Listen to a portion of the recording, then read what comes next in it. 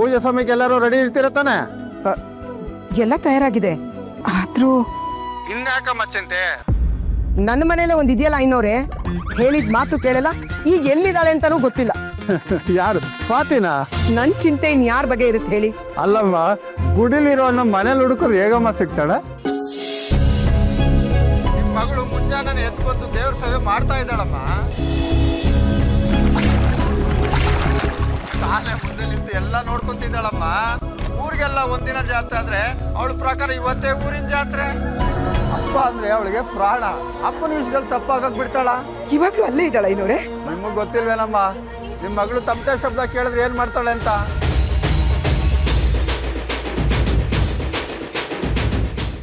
ವಸುದೇವ ಕುಟುಂಬ